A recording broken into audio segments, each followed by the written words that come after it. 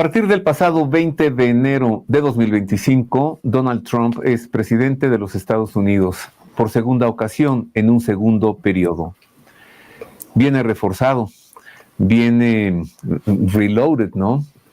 Porque sabe que ya no podrá reelegirse y entonces Donald Trump lo vemos muy determinado a hacer las cosas que ya no pudo hacer en su gobierno anterior como presidente, y también a deshacer las cosas, para su juicio, inadecuadas que hizo su antecesor Joseph Biden. Analicemos hoy en este programa qué es lo que podemos esperar en México y también en el mundo entero, teniendo como presidente del país más poderoso y rico de todo el mundo a Donald Trump. En materia de geopolítica, en economía, en lo social también, incluso en lo bélico. Para analizar este tema busqué a Miguel Salinas, usted lo conoce, es un gran analista de geopolítica y es el director de Boletín de Información, de Información Estratégica. Querido Miguel, muchas gracias, bienvenido. Querido Roberto, como siempre, un placer, un honor estar contigo para tu audiencia en tus canales. Te agradezco que me consideres para comentar estos temas tan interesantes que tenemos ahora enfrente. Yo te agradezco a ti, Miguel. Bueno, todas las fechas se cumplen.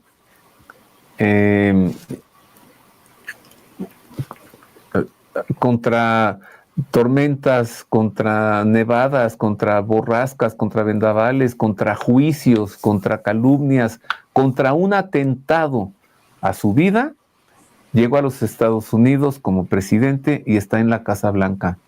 Y todavía no se cumplían 24 horas de ser el presidente cuando ya estaba declarando a los cárteles del narcotráfico como organizaciones terroristas.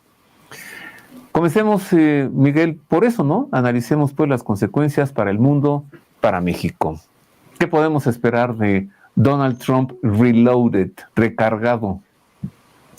Pues mira, yo diría que aparte de recargado, yo voy a agregar otra característica que en estos días me ha parecido también muy significativa, que es reseteado.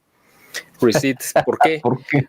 Porque fíjate que en el primer periodo que él gobernó, del 2017 al 2021, o hasta diciembre del 2020, a principios de 2021, y yo creo que él también fue uno más de los sorprendidos de que haya ganado. Es decir, todo mundo, incluyéndome, creí que iba a ganar Hillary Clinton, pues porque en ese momento ella tenía mucho Kamala Harris, Kamala. No, me refiero al primer periodo. Yo pensé que iba a ganar Hillary Clinton porque tenía mucho más, pues era la secretaria de Estado, estaba mucho más expuesta a los medios, lo que sea. Y lo que pasa es que había un peligro tan grande y era una mujer tan radical, igual o peor que Kamala Harris, que la gente le tuvo miedo y mejor optó por la sorpresa de Trump. Entonces Trump fue un sorprendido y ese primer periodo él tuvo que armar un equipo, un gabinete de gente que no conocía al 100%, pero que era lo que tenía a la mano. En esta ocasión, después de estos 4 años de pausa que hubo entre el primer periodo y este segundo, cuando gobierna Biden, tuvo oportunidad de filtrar a muchos personajes, ver quién realmente, con quién contaba, quién era realmente leal a su causa, quién lo abandonó en el camino. Entonces, ahora, por eso creo esta opción de que está reseteado, es decir, es un reinicio completamente diferente, no tiene nada que ver con el Trump que vimos en el primer periodo, porque ahora sí está rodeado de gente en la que él plenamente confía, gente que le ha demostrado su lealtad y además gente que sabe que tienen en 4 años que hacer lo que hubieran hecho en 8. Es decir, vamos a ver un cuatrienio que va a ir a velocidad crucero desde que arranca. Es decir, lo vimos el mismo día de la toma de posesión, no solamente porque tuvo 3 o 4 eventos inaugurales ese mismo día, sino que se dio el tiempo de estar firmando las primeras órdenes presidenciales, entre las cuales destaca la que tú mencionabas, de declarar a los cárteles como organizaciones terroristas, que de hecho pues es que es lo que han sido siempre, y todo el mundo lo sabe, los hemos padecido, pero no solamente en México, sí lo han sido desde sus orígenes en los años 70 en lugares como en Colombia y otras partes, y solamente faltaba que les dieran ese calificativo, que les pusieran esa categoría, pero han tenido durante muchos años actos de terrorismo salvaje, y yo creo que ahora con esta calificación o con este nombramiento que Trump les dio, pues vamos a ver un cambio de fase completo, cuando menos en la parte del ataque al narcotráfico. Yo también veo con Trump que está iniciando un nuevo orden mundial. Nosotros estuvimos viviendo, como tú lo recuerdas, un nuevo orden mundial a partir de que cae el muro de Berlín en el 89, y lo anunció con bombo y platino George Bush padre, que fue el presidente que siguió después de Ronald Reagan, y él anunció que iba a haber un nuevo orden mundial, y en ese nuevo orden mundial iban a imponer a Estados Unidos como el único factor hegemónico.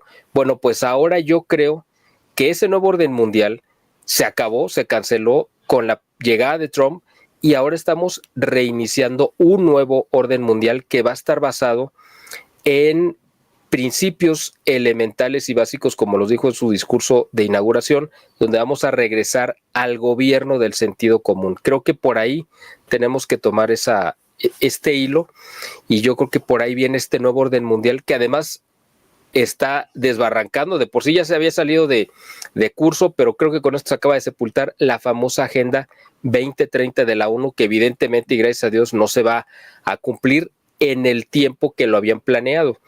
Entonces, ahora están relanzando una nueva agenda, que es la 2045, ¿no?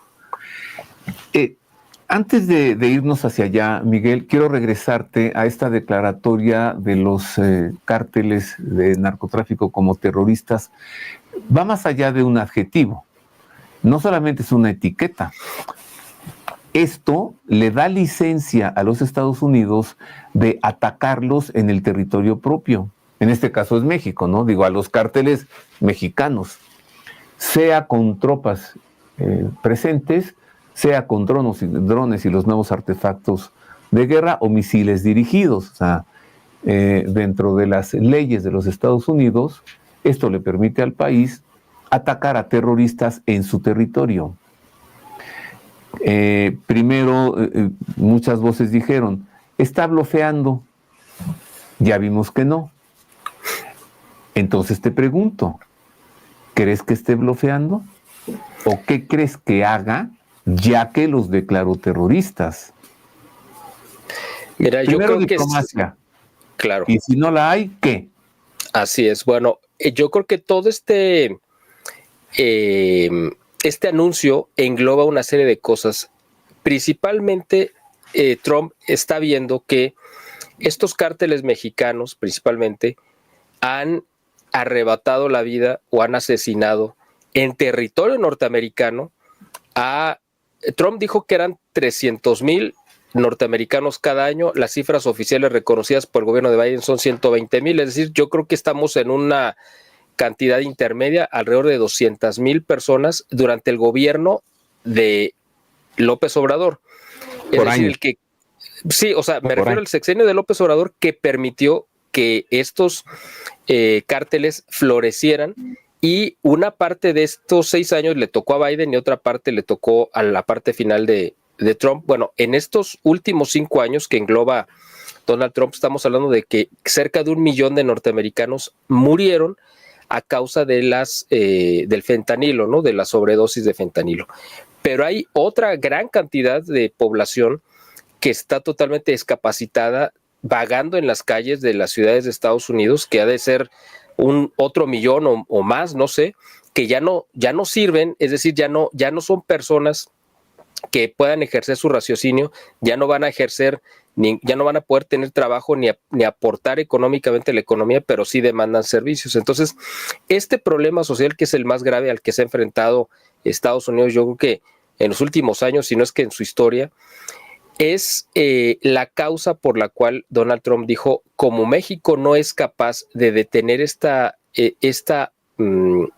guerra que nos han declarado los cárteles a nosotros les vamos a contestar en la misma métrica y vamos a amenazar, porque ahorita es una amenaza de que... O advertencia. O es una advertencia de que pueden, si quieren, si ellos lo deciden, porque no le van a pedir permiso al gobierno de México, pueden intervenir militarmente en territorio mexicano. Yo lo que creo es un primer amago hacia Claudia Sheinbaum para decirle, ¿estás dispuesta o hasta dónde estás dispuesta a jugarte tu futuro, tu vida, del lado de la causa de los narcos o te quieres poner del lado de Estados Unidos? Entonces, están esperando, yo creo que Trump está esperando la respuesta de Sheinbaum a ver si realmente ella quiere cambiar de rumbo. Este rumbo se lo dejó trazado Andrés Manuel López Obrador, que fue quien hizo los pactos y las negociaciones y las alianzas con los grupos del crimen organizado, por lo cual él los protegió, hizo que floreciera su negocio y le dejó como encargo a Claudia Sheinbaum que los tenía que seguir protegiendo y que tenía que honrar, si es que se le pudiera llamar de esa manera esa palabra, los pactos que López Obrador había acordado con ellos. Pero ahora Claudia está en una disyuntiva de o rompe con López Obrador o rompe con Estados Unidos y con Trump. El tema ahí es que, ya lo habíamos comentado en algunos otros programas que hemos hecho contigo, Claudia está en el peor de los mundos posibles, a los cuales pues ella se metió por su gusto, y en parte pues porque la empujó López Obrador. Bueno, si se metió por su gusto, o porque un día rifaron un tigre. Así es. Otros se iba a sacar la rifa, ¿no? Pero entonces manosearon los boletos de la rifa, hicieron un fraude, y el tigre se lo sacó, se lo aventaron a esta mujer. Así es. Pues ahora está viviendo con el tigre, ya ese tigre ya se quiere meter a su casa. Mira, Miguel, ya hemos visto voces disonantes que han surgido, Noroña y gente como él, por ejemplo, ¿no? Respondiendo de una manera beligerante, inadecuada. La propia presidente de México, Sheinbaum, respondiéndole a Donald Trump, pues si tú me pones aranceles, pues yo te los pongo a ti, ¿no? Y México tiene soberanía y México no se toca. A ver, de pronto pareciera como que saltan a defender a los grupos del narco. Voy a poner un ejemplo muy sencillo. En tu colonia hay algunos delincuentes que se roban las autopartes, que asaltan a las casas, ¿no? Y un día alguien dice, vamos a ir por ellos. Y entonces los de la colonia saltan y dicen, no, porque te vas a meter a mi colonia y entonces no ataques a los ladrones que tenemos aquí en nuestra colonia. Es increíble. Así es. Es como para decir, hombre, muchas gracias, ¿no? Ya llévatelos de aquí y que vuelva la paz. Uh-huh. Exactamente. ¿Crees entonces, Miguel, crees que sí lo haga Trump? O sea, primero, te repito, no se le contesta así. Claro. 2, ¿crees que lo haga? O sea, que realmente ataque.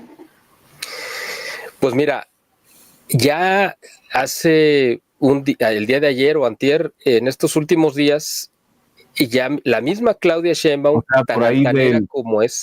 Por ahí para ubicarnos, por ahí del 23, 22 de enero. 23, sí, en la penúltima semana de enero, Claudia, que estaba muy contestona, ¿no? Muy grosera, muy altanera con Trump, al mismo tiempo que estaba, según ella, muy brava, le solicita al Senado autorización para permitir la entrada de tropas y equipo armamentístico de Estados Unidos a territorio mexicano. Sí, que porque cada año lo hacen y que porque vienen a entrenar a las Fuerzas Armadas de una región. Claro, sí, eso no lo hizo. Eso es lo que dice, obviamente, de manera oficial, porque pues, no podía decir, bueno, es que ahora sí vienen a combatir. Lo que yo creo es que es parte de lo que está ella teniendo que aceptar, porque ella está manejando un doble discurso, como lo hizo López Obrador.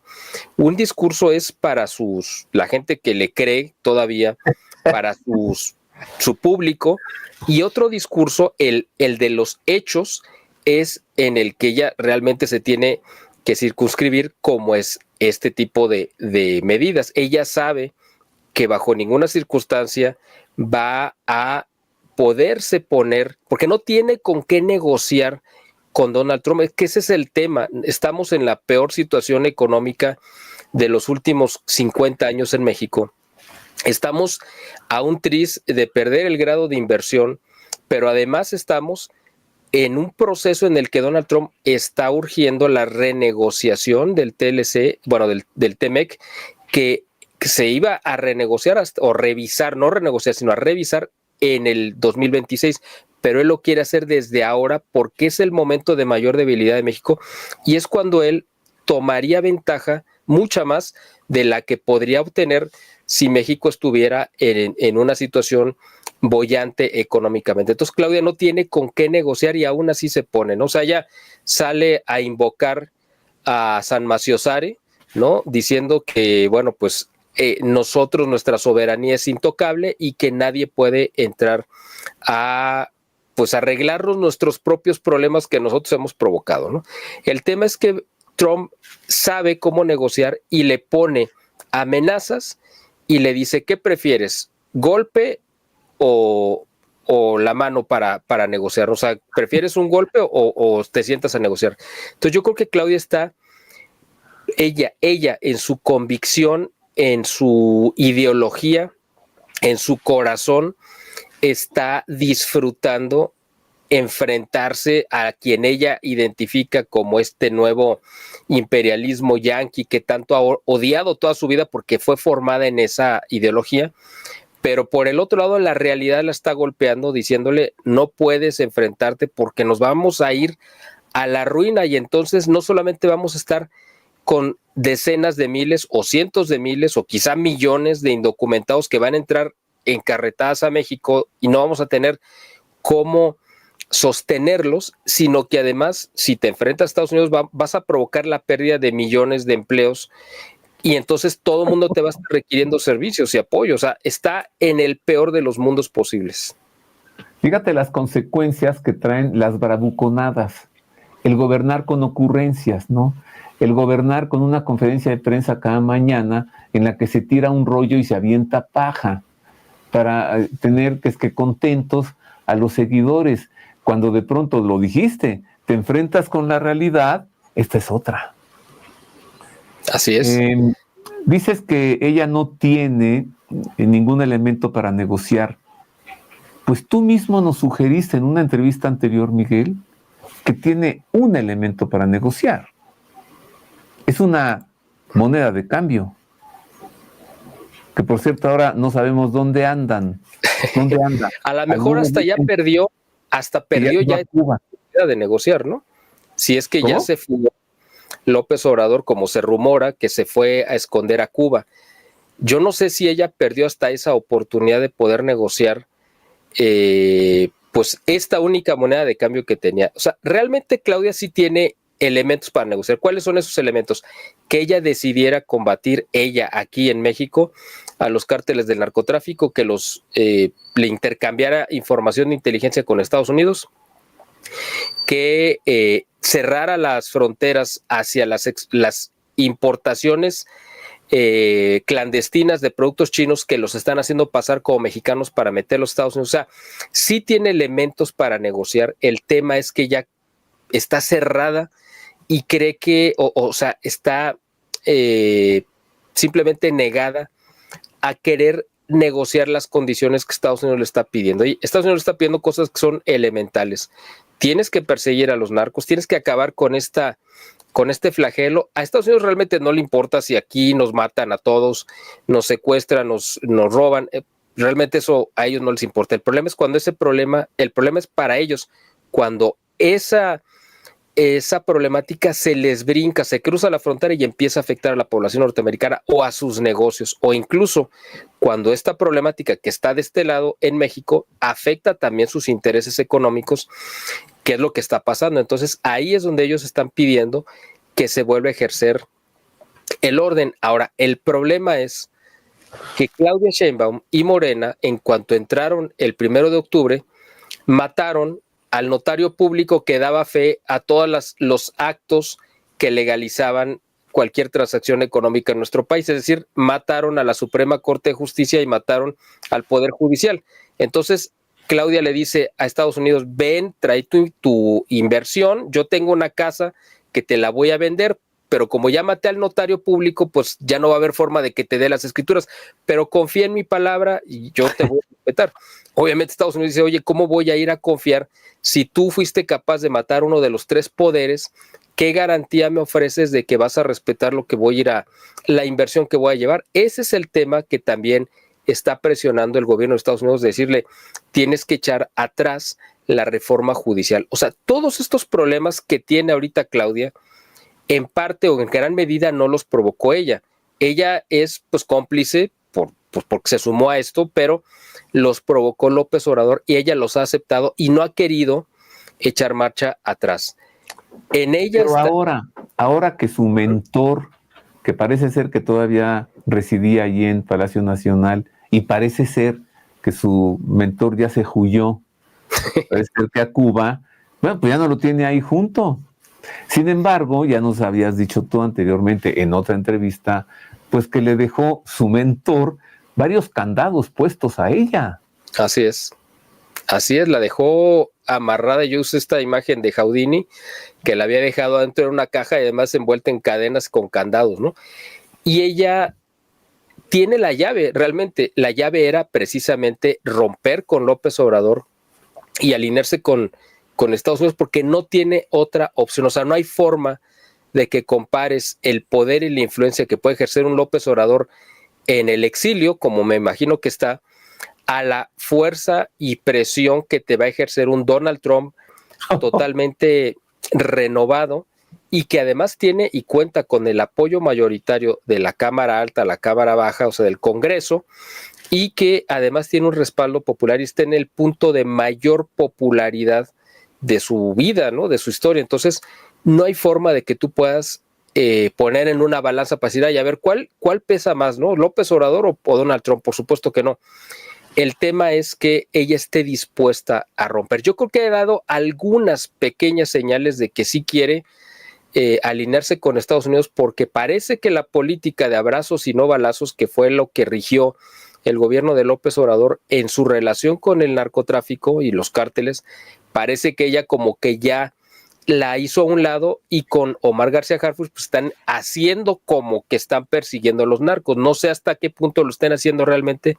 El tema es que mientras sostengan a un gobernador como Rocha Moya en Sinaloa, o al de Tamaulipas, o a otros muchos, al mismo Durazo en Sonora, que han sido muy señalados de que están totalmente pues ligados con intereses de narcotráfico, mientras ella no esté dispuesta a tocar las cabezas de los políticos o de los aliados de López Obrador, aún siendo de su partido, ella no va a poder realmente mostrarle a Estados Unidos que tiene una voluntad de alinearse con ellos. Además, pues tiene en contra, o sea, de hecho tiene como enemigos al presidente, al coordinador de Morena en la Cámara de Senadores, que es Adán Augusto López Hernández, y por el otro lado también tiene pues como enemigo a Ricardo Monreal, que es el coordinador de los diputados de Morena en el Congreso. Entonces, no tiene ni siquiera el control de las cámaras. La mitad de su gabinete responde a los intereses de López Obrador. La única forma en la que ella pudiera romper estas cadenas en las que la dejó López Obrador amarrada es pidiéndole que venga, pues literalmente, Estados Unidos a rescatarla, porque no va a tener otra manera de poderlo hacer.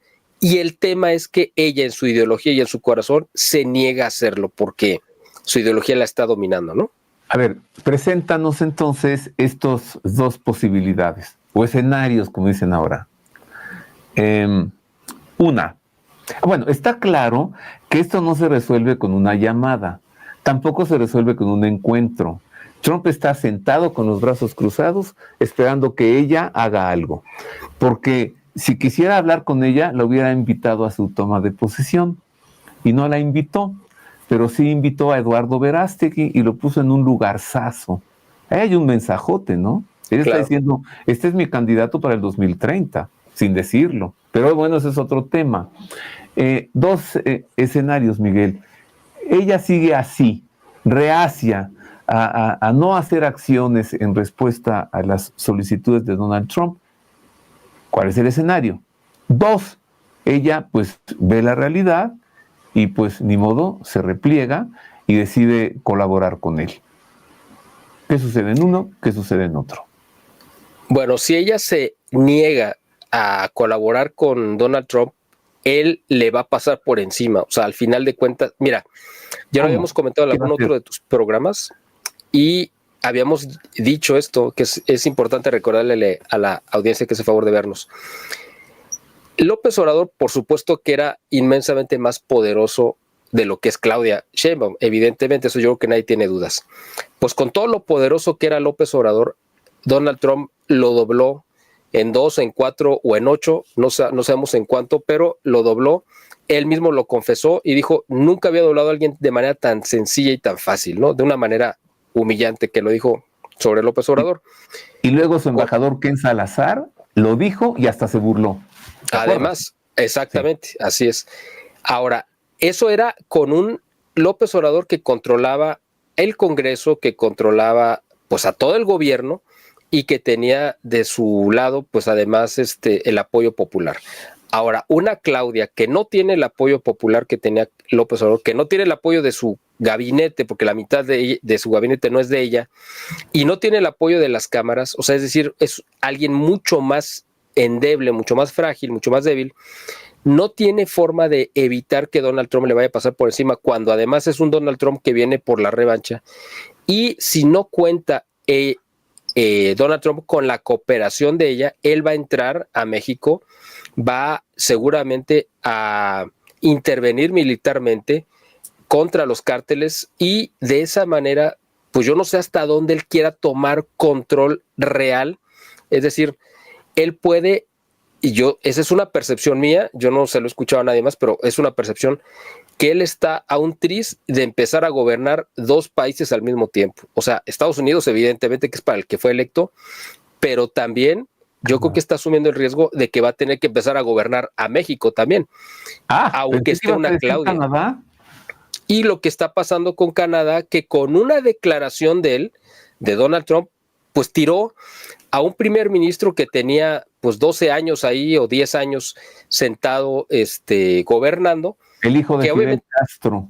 El hijo de Fidel Castro, el hijo no reconocido de Fidel Castro, que ya venía con una popularidad muy baja y lo que tú quieras, pero pues Donald Trump le acabó de dar ese empujón final para tirarlo. Bueno, imagínate una Claudia que tiene 100 días, 120 días gobernando, que no tiene absolutamente ninguna fuerza de dónde sostenerse.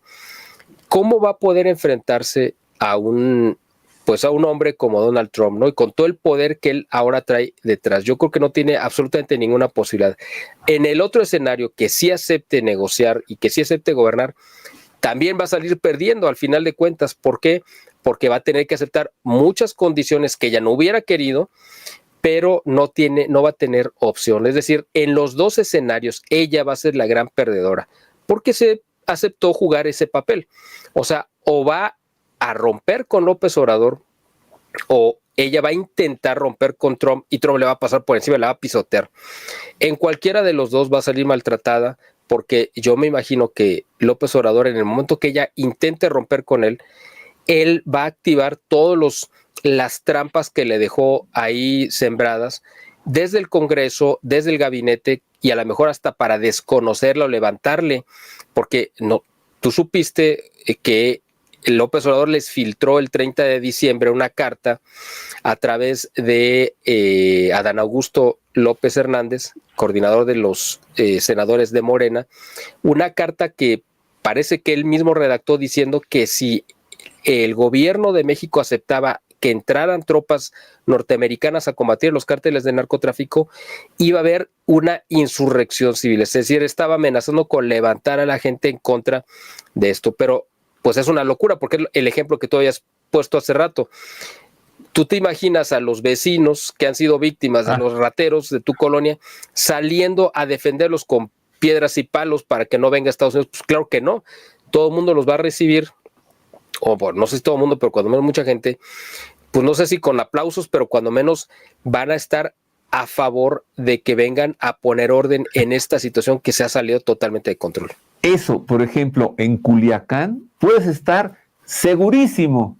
Bueno, en Culiacán hasta les van a dar comida y chocolates y todo. Claro, en Culiacán segurísimo, hombre. O sea, es que la población está harta, Miguel. Claro. No, y lo verías en cualquier lugar, ¿no? En Chiapas, en Michoacán, en Guanajuato, en todos lados. A donde llegue el ejército los van a recibir pues como un ejército liberador. Es muy penoso, ¿no? Y lamentable decirlo así, tal cual. Pero desgraciadamente esta situación que se ha salido de control, que la propició mayoritariamente el gobierno de López Obrador, pues ahora va a tener que venir Estados Unidos a ponerle remedio. Y repito, no tanto porque nosotros le importemos, ¿no? Sino porque está afectando sus intereses y les está costando vidas. De hecho, esa cifra que dio Trump los primeros días de su gobierno, que los cárteles de narcotráfico habían asesinado vía fentanilo a más población norteamericana que todos los grupos terroristas juntos en toda la historia. Entonces, esto evidentemente es algo que Donald Trump, además de que lo había prometido como uno de sus compromisos de campaña, él está convencido de que tiene que venir a aplastar y dar un golpe en la mesa. Él está diciendo, yo no quiero meterme en guerras con Ucrania y con Rusia, tienen que firmar la paz, igual que con Israel.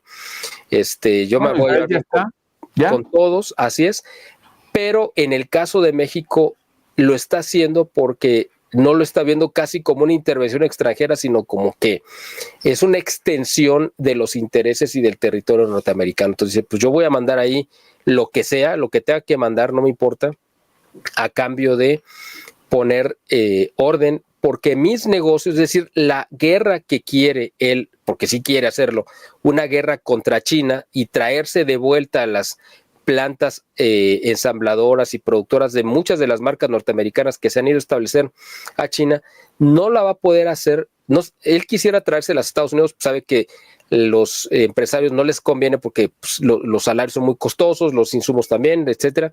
Entonces dice, bueno, la opción es traernos a México con esta opción del nearshoring, pero no se va a poder realizar mientras haya las condiciones absolutamente inviables como las que existen actualmente. Entonces, necesita romper ese coto de poder que están teniendo los grupos de narcotráfico y para eso tiene que contar con la anuencia de Claudia Sheinbaum, o si está en un plan beligerante, pues va a tener que hacerlo aun cuando ella no quiera hacerlo, ¿no? Cuando dices, él sí la aplastaría, ¿le pasa por encima haciendo qué? ¿Enviando tropas? Enviando tropas, ¿sí? Y yo creo que también... antes de tropas, proyectiles o drones. Porque y no solamente... Ahora ya se puede hacer desde lejos, Miguel. Así es. Y entonces eso es como menos, ¿cómo te diré? Es menos espectacular que tener un ejército extranjero en territorio propio, ¿no? De pronto que empiecen a caer misiles o drones, es menos bélico, pues, o sea, como que son dirigidos. Si lo haría, te vuelvo a preguntar. Yo creo que él está dispuesto a hacerlo. Por encima de ella? Incluso en el primer periodo, se hizo público después que él estaba viendo la posibilidad con su secretario de Defensa de poder enviar misiles efectivamente a los plantas, laboratorios y propiedades que ellos tenían muy bien identificados que eran de los diferentes cárteles. Eso lo hizo en el primer periodo, ahora estoy absolutamente seguro de que lo haría, pero la guerra no sería, o sea, sí lanzaría misiles, pero no solamente misiles armamentísticos, sino también misiles económicos. Esos misiles económicos son los aranceles con los que está amenazando a Claudia, porque si logra imponer algunos aranceles, no sabemos todavía si se van a concretar o no, todavía no está firmado, es decir, lo ha manejado de manera verbal. Eso a mí me parece, yo lo leo, lo interpreto como que solamente es un amago, pero si Claudia no acepta, le va a soltar misiles económicos con los que va a hacer cimbrar la economía nacional, porque obviamente le va a ejercer una presión gigantesca de parte de la iniciativa privada al gobierno de México, que le van a decir, si tú no eres capaz de defender nuestros intereses por defender a los narcos, entonces ¿por qué yo te tengo que pagar impuestos? Y puede venir una medida, una contramedida de la iniciativa privada que estaría además justificada, diciendo ¿cómo voy a darte dinero para que tú lo utilices en defender a los que me están extorsionando? Y ahí sí quedaría ella totalmente amarrada porque no tendría dinero ni siquiera, como parece que esto es el escenario que se va a dar en el 2025, que no van a tener dinero suficiente para cubrir los gastos necesarios, fundamentales del funcionamiento del gobierno, no solamente las pensiones, sino los mismos salarios en hospitales o de los maestros. Entonces, ella está en una situación muy comprometida y si además no se pone en modo Trump, como lo habíamos dicho en la otra entrevista, va a enfrentar misiles económicos y misiles balísticos, y yo creo que en cualquiera de los escenarios ella estaría absolutamente pues arrinconada, y el que va a salir ganando de todas, pues va a ser Donald Trump, por las buenas o por las malas. Así que lo más sensato sería, pues hay que negociar por las buenas a ver qué rescato, ¿no? Ok, el otro escenario. Sí, se pone en modo Trump. Ya nos dijiste la cartita que le dejó su antecesor, amenazada de hacerle levantamientos sociales. También está el asunto de la revocación de mandato, ¿te acuerdas? Así es. De candidarlo, ¿no? Si ella se pone en modo Trump, ¿qué le puede pasar? Bueno, ella podría enfrentar... Y como a México, ¿no? Exacto. Lo que podría suceder, ahí si le activa todas las trampas que le dejó puestas López Obrador, podría él incentivar en la Cámara de Diputados y en la Cámara de Senadores un juicio político a ella por permitir la entrada de tropas, y la podían acusar de traición a la patria. Es el de los poquísimos delitos que se le pueden imputar a un presidente en funciones que le puede costar el cargo y la cárcel. López Obrador estaría tan desesperado por salvarse que evidentemente no tendría ningún empacho en sacrificar a Claudia si sabe o si ve o si tiene la certeza de que ella ya negoció con Estados Unidos y va a romper con López Obrador, porque lo que habíamos dicho es una de las condiciones que le va a poner sobre la mesa Donald Trump a Claudia Sheinbaum es que le entregue la cabeza de López Obrador. Si ella... Sí, es la moneda de cambio. Esa es una moneda de cambio, pero en el caso de que ya no estuviera en México, entonces esa moneda de cambio la va a tener pues donde esté, puede ser Cuba, y Cuba puede negociar con Donald Trump, entregarle a López Obrador a cambio, por ejemplo, de que le levante el bloqueo económico. Ellos pueden vender la cabeza de López Obrador muy cara, pero si la tiene todavía bajo su poder Claudia Sheinbaum, ella definitivamente podría negociar bien con Estados Unidos, pero vendría una revancha. Y ahí es donde el gobierno de Estados Unidos tendría que sostener a Claudia en medio de una turbulencia donde van a tratar de tirarla. O sea, ella, por eso digo, creo que tiene en todos los escenarios, ya sea que negocie con Trump o que no negocie con Trump, creo que la que va a salir perdiendo de todas va a ser ella, porque es la que está en una posición más expuesta y más débil, aparte de todo, ¿no? Y quien va a ganar de todas, ya lo dijiste, es President Trump. Así es, exactamente. A ver, Miguel, seriamente, ¿tú crees que a Donald Trump le interesa la persona de López Obrador? O sea, tenerlo aquí, ¿o le vale? Mira, yo creo que le interesa como un acto mediático. Donald Trump lo vimos el día de su ascensión, cuando tomó su cargo. Todos los actos que hizo fueron muy mediáticos, muy estilo Hollywood, pero del Hollywood no woke, sino el Hollywood clásico, ¿no? Ese que presenta a los superhéroes. Él se concibe y se ve a sí mismo, y es que hay que entenderlo así, porque si no, no nos queda como muy claro por qué actuaría así.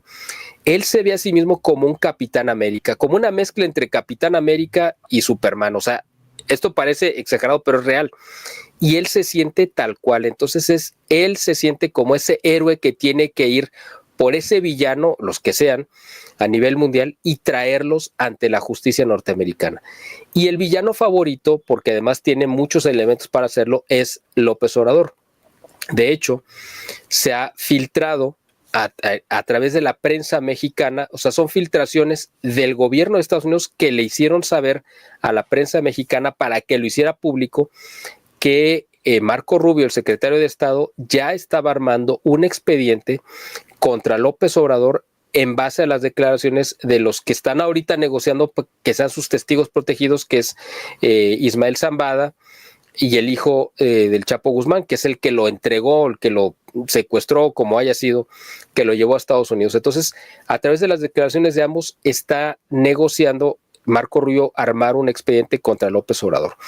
Y para Donald Trump tiene que presentar una cabeza, así como presentaron en su momento a Osama Bin Laden y a Saddam Hussein, Gaddafi, a Saddam Hussein.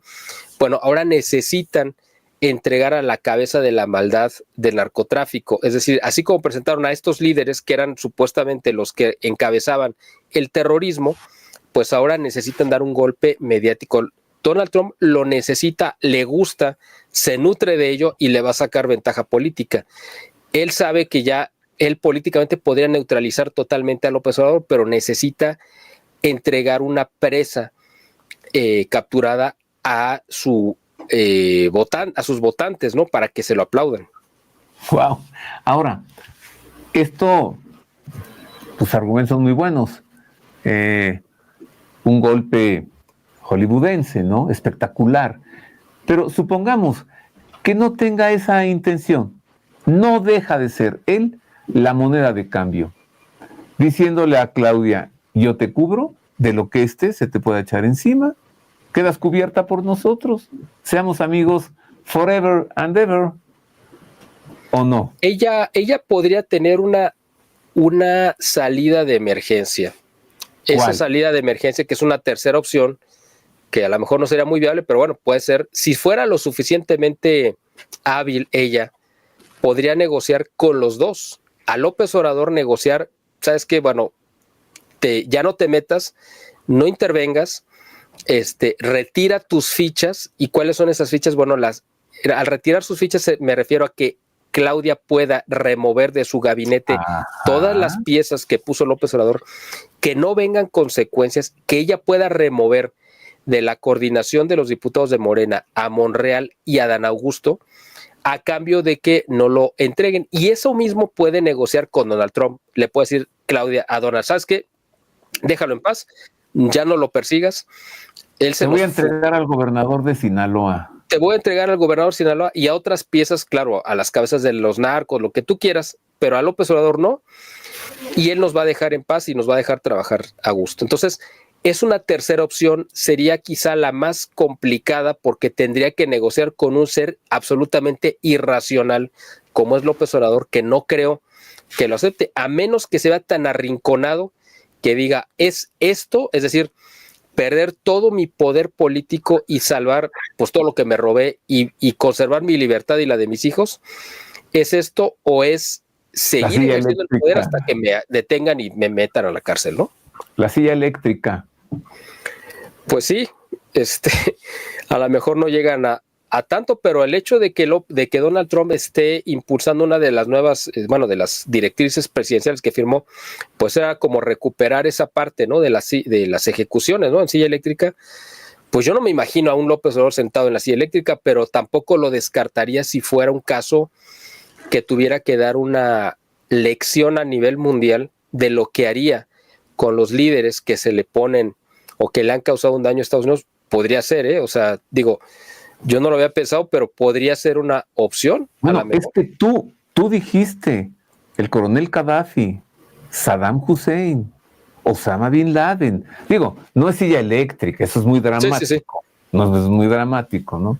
Bueno, Miguel, eres un excelente analista. O sea, nos has presentado un factor, otro factor y una tercera vía para resolver este asunto, ¿no? El factor cedo ante Trump, me pongo durita, me quedo con mi mentor y antecesor, o la tercera vía que tú nos dijiste, Gracias, amigo. Vámonos con la Agenda 2040. Ahora sí, salgamos 2045. Sí, ahorita nos dices por qué. Salgamos de México, vámonos al resto del mundo. ¿Qué viene?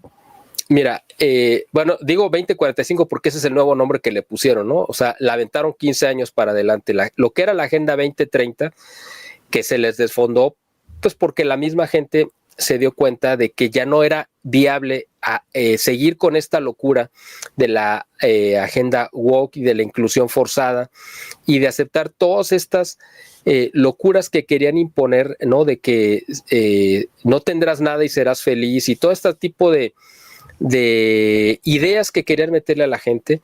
Entonces vieron que había una rebeldía y ahora viene una reversa de todos los grupos de izquierda que se habían ido posicionando en la última década en diferentes gobiernos, pues ahora están perdiendo todos.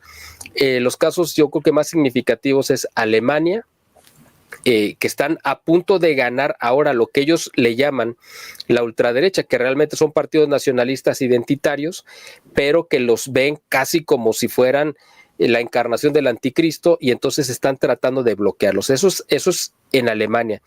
Pero ese mismo fenómeno está pasando en Francia, donde también Macron se está deteniendo con uñas y dientes porque en una de esas acaba cayendo. Lo vimos en Canadá, lo vimos, bueno, en Argentina también, donde ganó Milei, que es un personaje estrambótico, pero representa una opción totalmente contraria a lo que era el kirchnerismo y la izquierda en Argentina.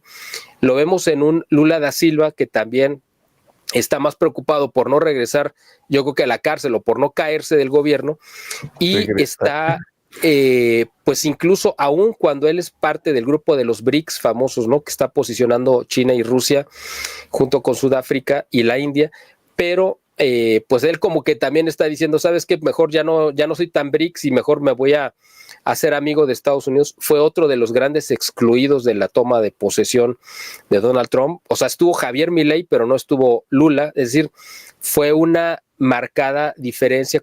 Incluso estuvo el presidente Bukele de El Salvador, que es un país chiquitito, y no estuvo una Claudia Sheinbaum. Ahí Donald Trump está marcando su agenda internacional. Se trajo a Giorgia Meloni y no invitó a ningún otro líder de Europa. Entonces, él está marcando cuáles son las piezas con las que va a construir. Mira, para entender esto, hay que ver que Donald Trump está levantando una nueva estructura política y social a nivel internacional que no es solamente de Estados Unidos. O sea, él representa, no es que él se le haya ocurrido, él no la inventó, él se subió en esa corriente, ahorita él la representa y la encabeza, pero no va a morir con él, incluso si lo mataran dentro de su periodo, este movimiento político y social que él encabeza ahora va a continuar. ¿Cuál es ese movimiento político? Pues que la gente está regresando al sentido común, y de hecho lo dijo,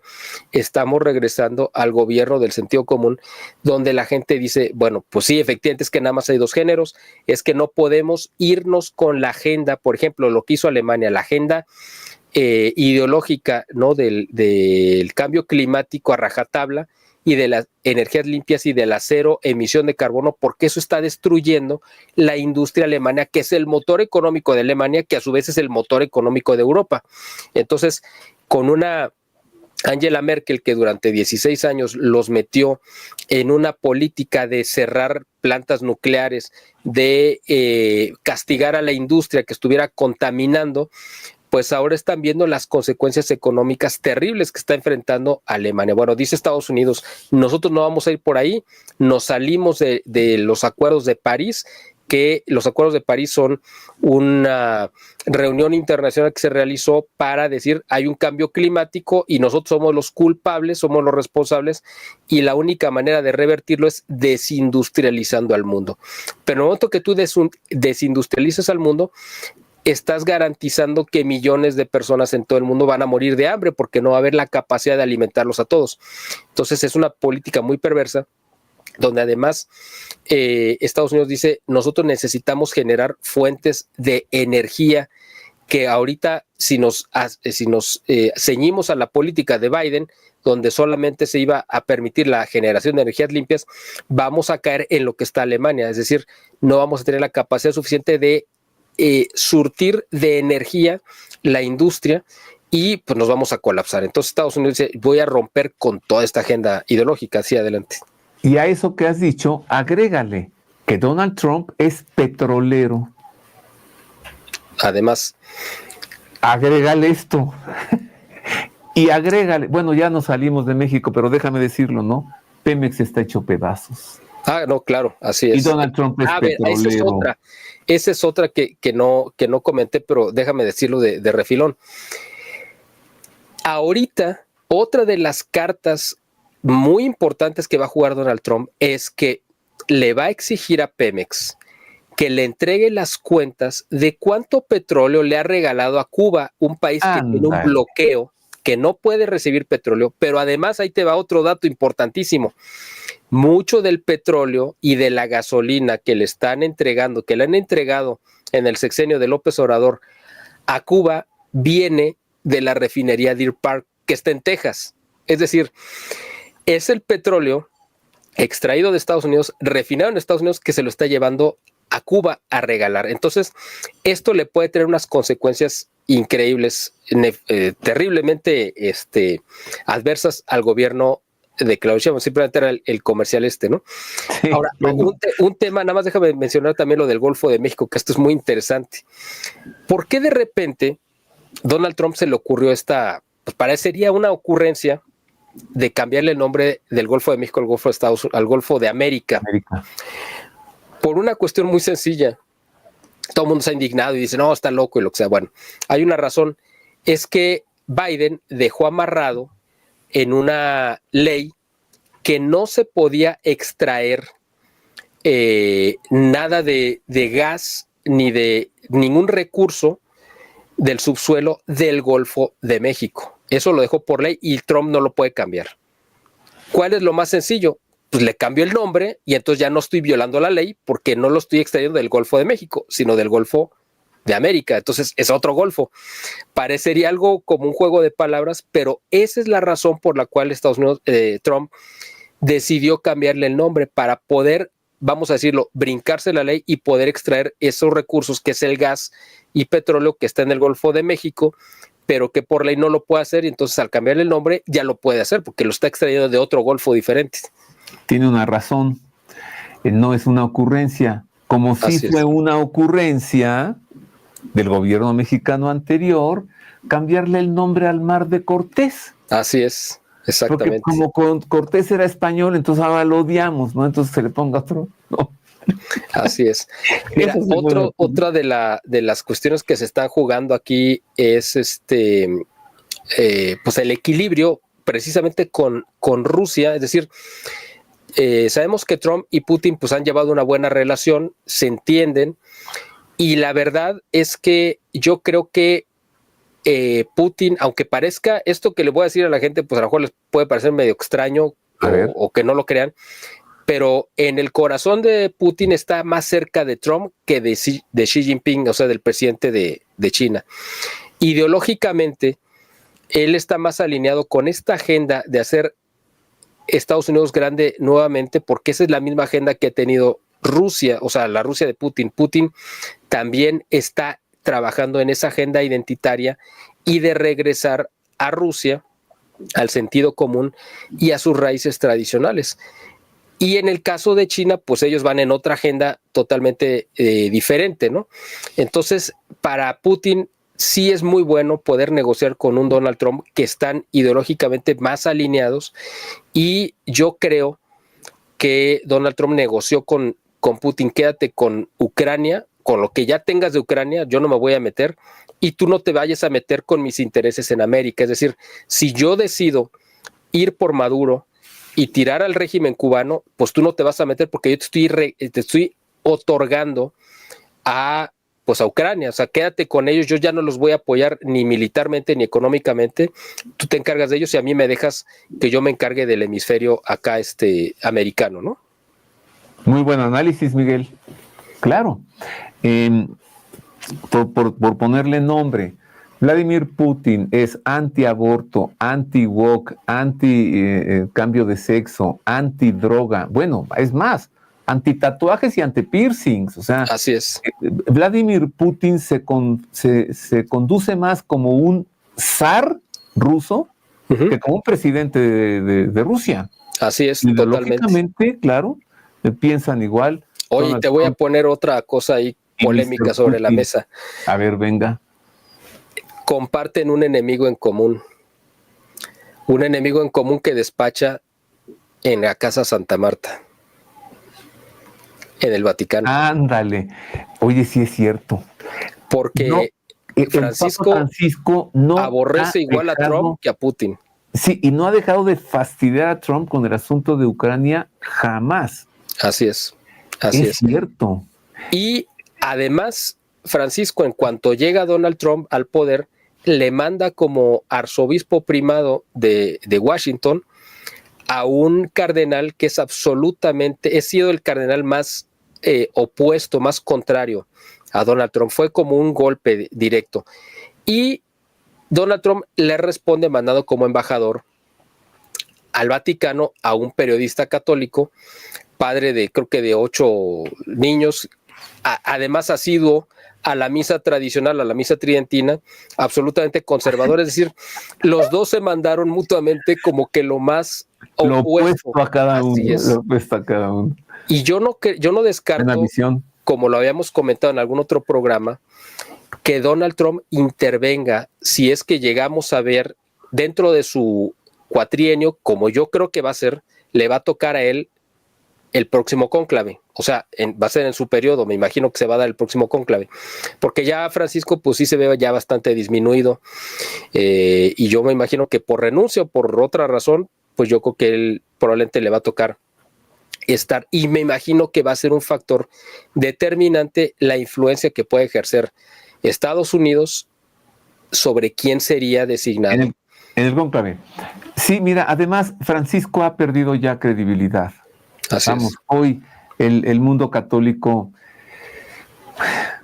es tan fuerte como que ya ni siquiera confía en él, ¿no? Uh-huh. Ya no confía en el Papa. ¿Tú te imaginas el escenario de un Papa norteamericano? ¿Un Papa estadounidense? Pues esa idea me pasó por la cabeza a raíz del último programa que tuvimos, que tú pusiste esa idea sobre la mesa. La verdad, yo nunca lo había contemplado. Bueno, te lo había dicho que sí lo había visto en alguna ocasión porque leí esa novela de Malachi Martin que se llama El Vaticano, y en esa novela concluye que un papa después del año 2000 iba a ser un papa norteamericano. O sea, el protagonista de la novela pues es un sacerdote que va a Italia después de la Segunda Guerra Mundial, que va de la diócesis de Chicago y termina siendo papa. Entonces, pues Malachi Martin, que conocía muy bien todos los secretos del Vaticano como los conoces tú, pues ya había puesto esa posibilidad sobre la mesa, que yo cuando leí la novela me pareció descabellada, pero ahora que tú lo dijiste, lo propusiste como una posibilidad, yo no lo descartaría, mientras no sea un cardenal que está alineado con Francisco, ¿no? Pero puede ser un cardenal tradicionalista de Estados Unidos que pudiera ser, o al menos neutral, ¿no? Bueno, sigamos con la Agenda 2040. Es que tocaste un punto muy, muy, muy bueno, ¿no? Lo de comparten un enemigo en común. ¿Te acuerdas cuando Donald Trump, cuando era presidente anteriormente, ¿no? En su primer periodo, visitó al Papa allí en la sede apostólica en el Vaticano, que fue con su esposa Melania Trump? ¿Cómo el Papa nomás hablaba con ella?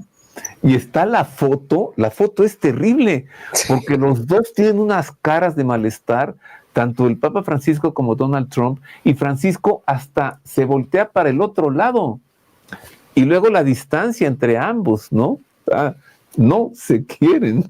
Sí, no, claro, para nada. O sea, evidentemente se repelen, porque además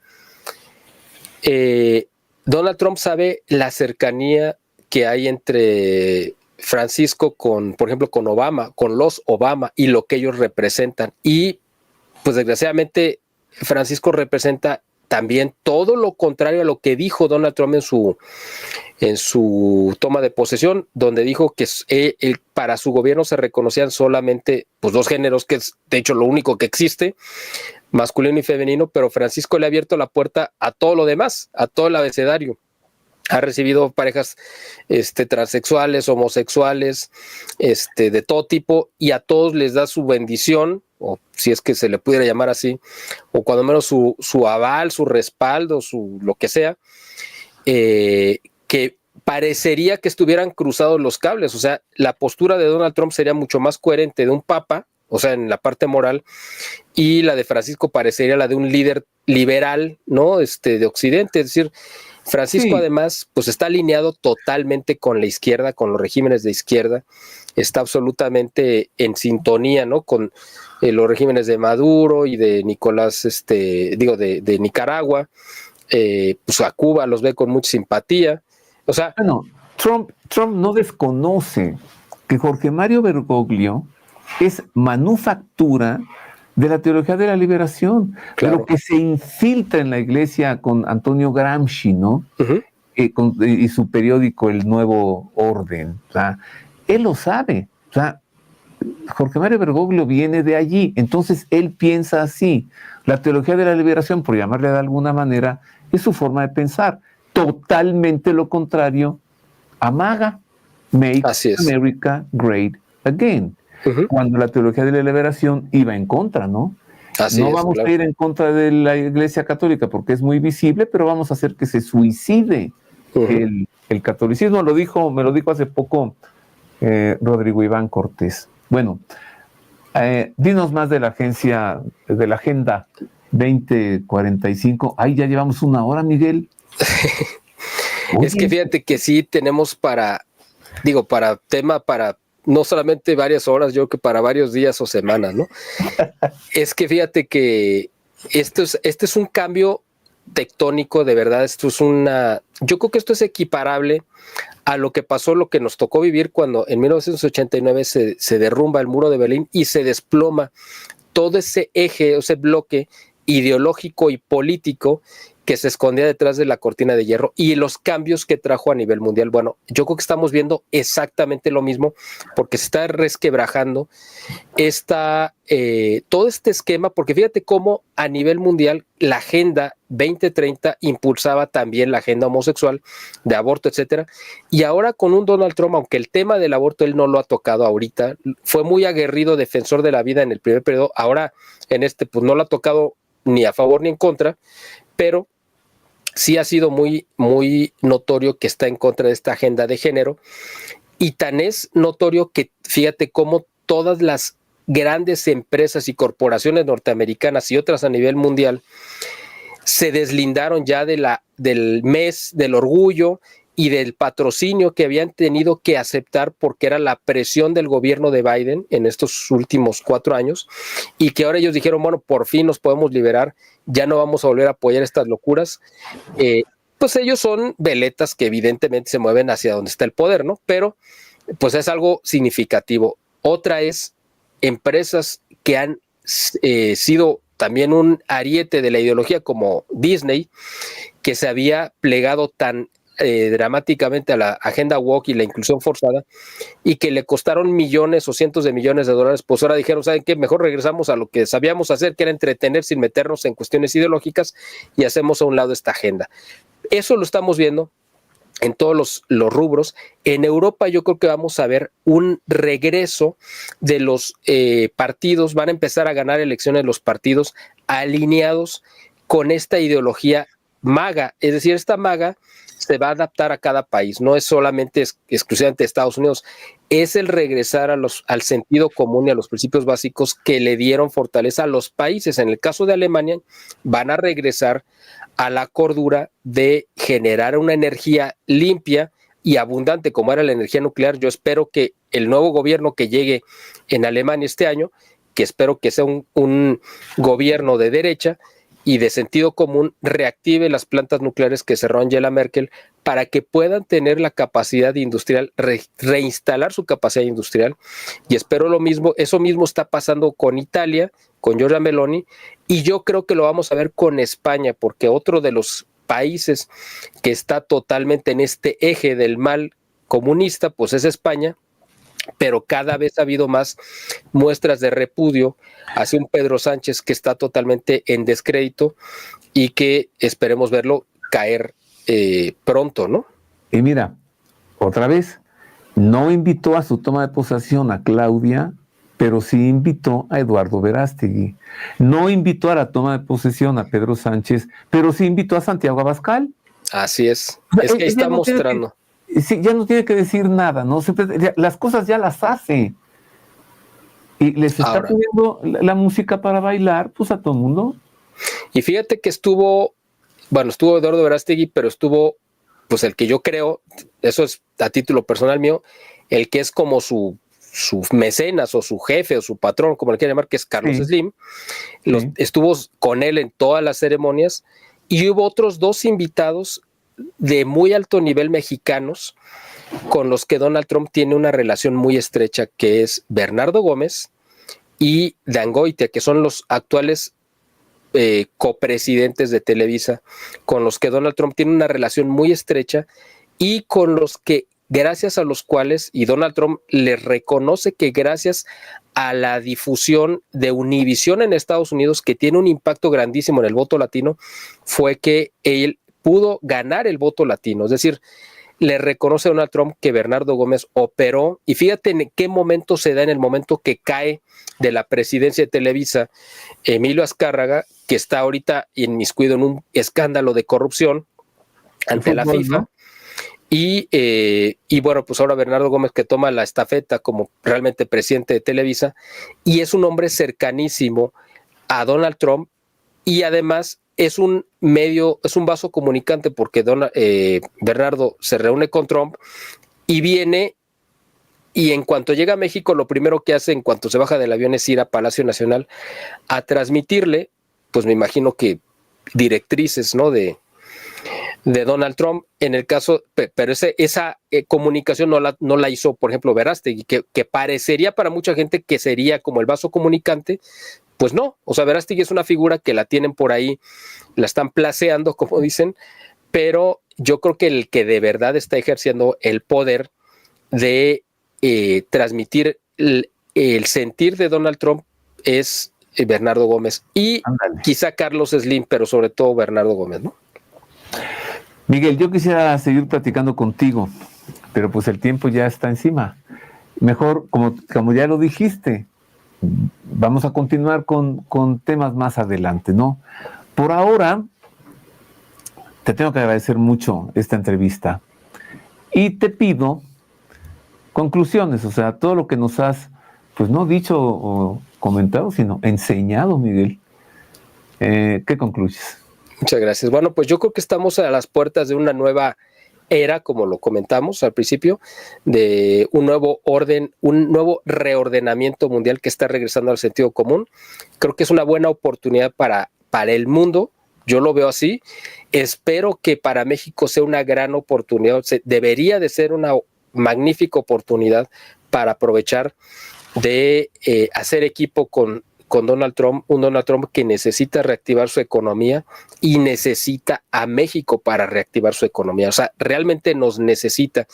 El asunto es si estamos en la capacidad, bueno, no estamos, es mucha gente. Si Claudia Sheinbaum está en la capacidad de poder aprovechar esta oportunidad histórica, o la vamos a desaprovechar, y en desaprovecharlo pues vamos a pagarla todos. Pero yo espero que Donald Trump acabe imponiendo pues el sentido común, incluso con Claudia Sheinbaum, y que de ahí podamos salir beneficiados todos. Y yo creo que es un acto providencial, o sea, con esto termino.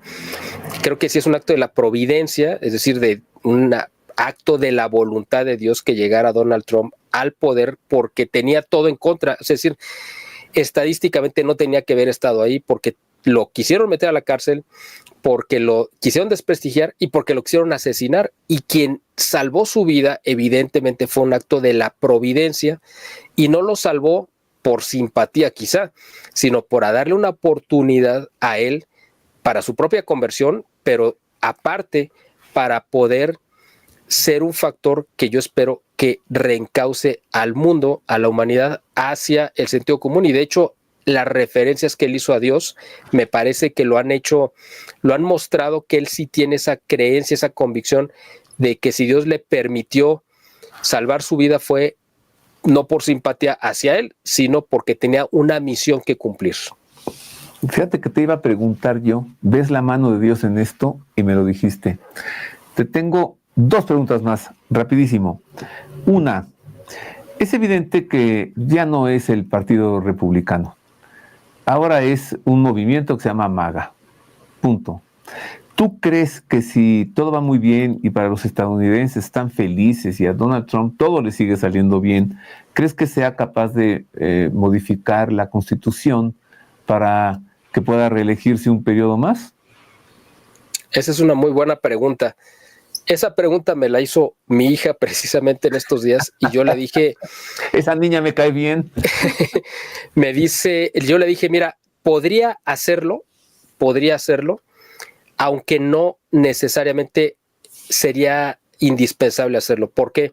Porque él se va a reelegir a través de que él garantizará que este movimiento que él encabeza va a seguir gobernando. De eso yo no tengo dudas. Yo creo que el próximo presidente de Estados Unidos va a ser o Marco Rubio o va a ser J.D. Vance, cualquiera de los dos. Él los está preparando y esa estructura que él encabeza, estoy seguro que va a acabar siendo un tercer partido y va a ser el tercer partido más votado y más poderoso y va a desplazar a los demócratas y a los republicanos. Y yo creo que Donald Trump a lo mejor no va a necesitar reelegirse para seguir gobernando, es decir, sus ideas y su estructura política, ¿no?, que él está encabezando. Yo así lo veo. Él sí va a continuar por otro periodo de otros 8 años más a través de ellos, ¿no? En una de esas, pues, no, digo, yo lo veo mucho más remoto, pero en una de esas a lo mejor hasta el mismo Robert Kennedy lo pueden candidatear, ¿no? Pero yo vería más viable que sea un sucesor a J.D. Vance o a Marco Rubio y que van a continuar con este legado de Donald Trump y que este MAGA va a acabar siendo un partido político. Es como yo lo veo, ¿no? Sí, por ahora. Y después, el hijo de Trump, que a los 18 años brilla, ya es una estrella en el cielo. Así es, así es. Años de edad. Oye, una última pregunta, así rapidísima. Acaba de ordenar que se abran los expedientes del asesinato de John F. Kennedy y de su hermano Robert Kennedy. ¿Piensas tú, como analista, que está yendo ya también contra el Deep State? Totalmente, absolutamente. Okay. Y lo último, nada más, no solamente contra el Deep State, digo, sí, pero además contra el sistema financiero, porque está en el proceso también de desligarse del sistema de los bancos centrales. Esta medida, más allá de cualquier otra que pueda tomar, esta sí va a ser un terremoto que va a sacudir al mundo entero, porque ahí está centrado el poder de sus enemigos en los bancos centrales. Pues, ¿sabes qué? De una vez, el 11S. ¿Sí? El 11 de septiembre, de una vez, las Torres Gemelas. Así es. Deep State. Gracias, querido Miguel. Al contrario, un honor como siempre estar contigo, Roberto. No, pues el honor es para mí, un privilegio, querido amigo. ¿Cómo sabes también? Y para analizar, no solo se necesita saber, sino razonar. Y tú haces las dos cosas. Gracias, Miguel. Al contrario. Y gracias a usted por el favor de su atención. Ahí tiene usted ya bien dicho. Y además de una manera tranquila. Ve usted cómo habla Miguel Salinas, cómo se expresa tranquilamente, sin emociones, ¿no? Pero cada cosa que dice, una tras otra, pues es como irrefutable. Finalmente, usted puede llegar a sus conclusiones. Gracias por habernos prestado su atención. Le sugiero que se suscriba a nuestro canal de YouTube porque estamos subiendo mucha información y al estar suscrito, pues se le avisa, ¿no?, que hemos subido nuevo material. Le agradezco y le abrazo de todo corazón. Gracias.